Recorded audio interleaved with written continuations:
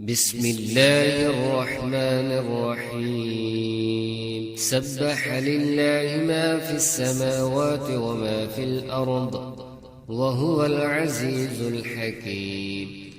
يا أيها الذين آمنوا لم تقولون ما لا تفعلون كبر مقتا عند الله أن تقولوا ما لا تفعلون.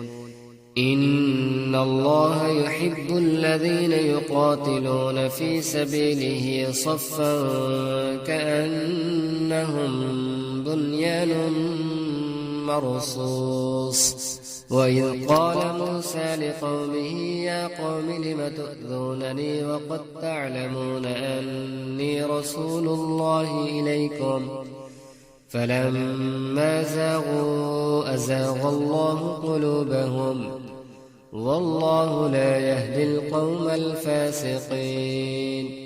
وإذ قال عيسى ابن مريم يا بني إسرائيل إني رسول الله إليكم مصدقا لما بين يدي من التوراة ومبشرا برسول يأتي من بعد اسمه أحمد.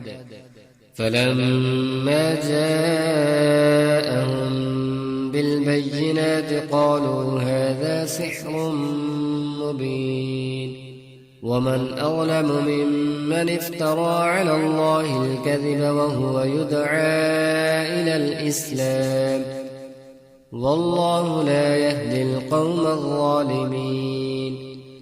يريدون ليطفئوا نور الله بأفواههم والله متم نوره ولو كره الكافرون. هو الذي أرسل رسوله بالهدى ودين الحق ليظهره على الدين كله ولو كره المشركون. يا أيها الذين آمنوا هل أدلكم على تجارة تنجيكم من عذاب أليم تؤمنون بالله ورسوله وتجاهدون في سبيل الله بأموالكم وأنفسكم ذلكم خير لكم إن كنتم تعلمون. يغفر لكم ذنوبكم ويدخلكم جنات تجري من تحتها الأنهار ومساكن طيبة في جنات عدن ذلك الفوز العظيم.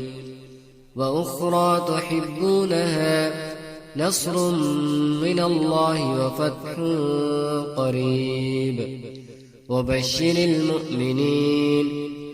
يا أيها الذين آمنوا كونوا أنصار الله كما قال عيسى ابن مريم للحواريين من أنصاري إلى الله قال الحواريون نحن أنصار الله فآمنت طائفة من بني